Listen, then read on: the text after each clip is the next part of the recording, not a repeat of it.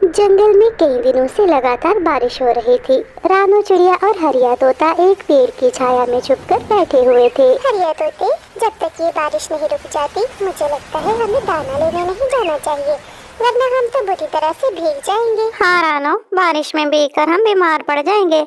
अब दाना लाने के लिए हमें ये बारिश रुकने का इंतजार तो करना ही पड़ेगा। दूसरी तरफ माही चील भी अपने अंडों के साथ बारिश में भीग रही थी।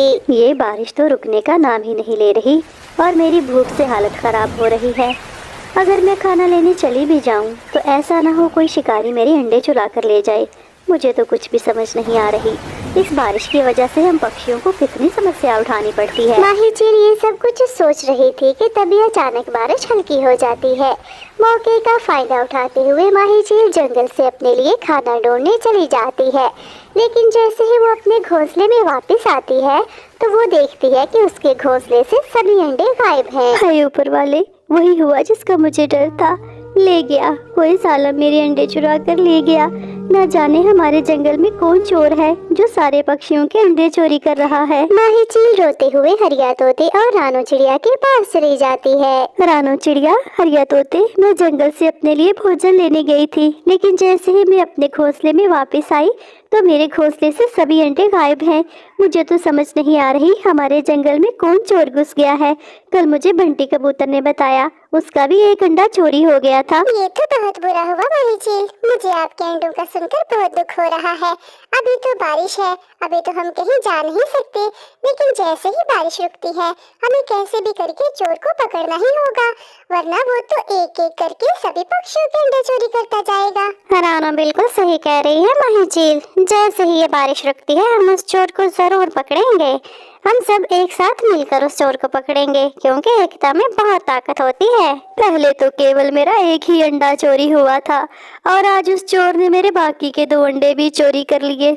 एक बार ये बारिश रुक जाए, उस चोर को तो मैं मजा चखा कर ही रहूंगा। जंगल में होने वाली लगातार बारिश आखिर रुक जाती है। लंबी रात के बाद अगली सुबह मौसम बिल्कुल साफ था।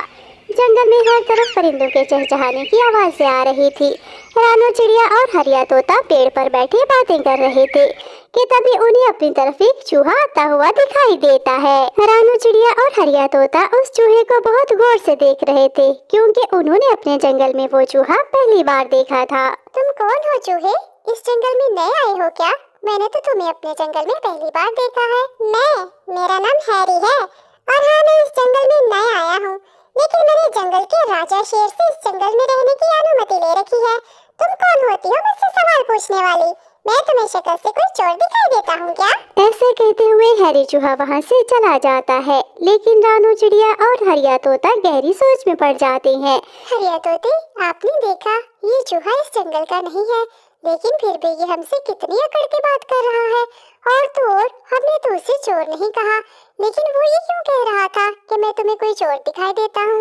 रानू, मुझे भी इस हैरी पर शक सा हुआ है। मुझे लगता है हमें इसका पीछा करना चाहिए। हाँ हरिया भैया, आप बिल्कुल ठीक कह रहे हैं, हमें इसका पीछा करना होगा।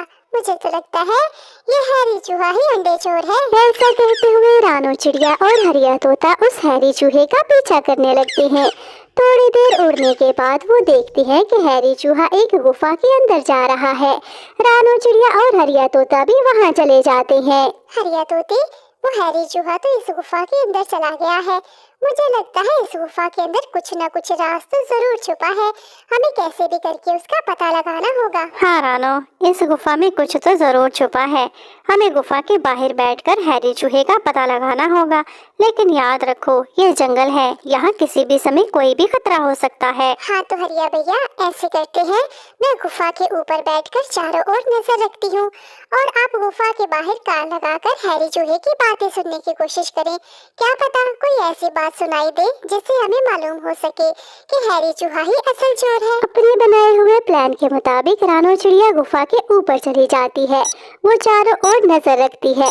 थोड़ी ही देर इंतजार के बाद हरिया तोते को कुछ ऐसा सुनाई देता है जिससे वो दोनों चौंक जाते हैं। सर्दियों के लिए मेरा तो बढ़िया बंदोबस्त हो गया। पक्षियों के अंडे भी चोरी कर लिए और किसी को मुझ पे जरा सा शक भी नहीं हुआ। अब सर्दी के कारण सारे जंगलवासी इधर उधर खाने के लिए भटके फिरेंगे, लेकिन मैं अपनी गुफा में बैठकर मजे से पक्षियों के अंडे खाऊंगा। अरे रानो, मैंने सब सुन लिया है। वो हैरी चूहा ही असल चोर है।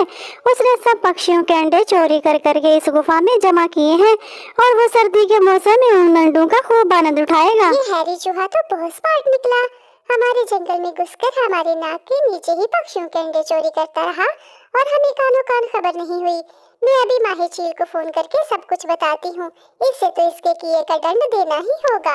रानू चिड़िया जल्दी से माही चील को फोन लगाती है। वो माही चील को हैरी के बारे में सब कुछ बता देती है। माही चील, ये तो रानू चिड़िया की कॉल आ रही है, जल्दी से फोन उठाओ। क्या पता रानू को उस अंडे चोर के बारे में कुछ मालूम पड़ा हो। माही चील जैसे ही रानू चिड़िया का फोन उठाती है, रानू चिड़िया उसे हैरी अंडे चोर के बारे में सारी बात बताती है।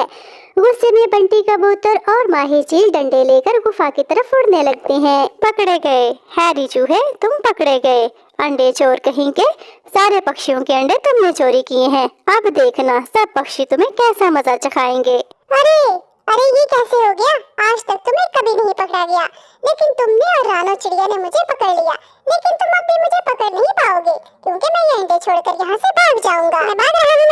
हैरी चूहा तेज चलते हुए गुफा से बाहर भागने की कोशिश करने लगता है, लेकिन जैसे ही वो गुफा से बाहर जाता है, माही चील और बंटी कबूतर डंडे से उसकी खूब पिटाई करते हैं। इस तरह हैरी चूहे को उसके किए की खूब सजा मिलती है। तो प्यारे दोस्तों, आपको आज की ये वीडियो कैसी लगी कृपया कमेंट करके जरूर बताएं। आपके कमेंट और लाइक हमारे हौसले को बढ़ाते हैं। प्यारे दोस्तों, इस वीडियो को लाइक करें, अपने दोस्तों के साथ शेयर करें और चैनल को सब्सक्राइब करना तो बिल्कुल भी नहीं भूलना। तो मिलते हैं अगली वीडियो में, तब तक के लिए बाय बाय।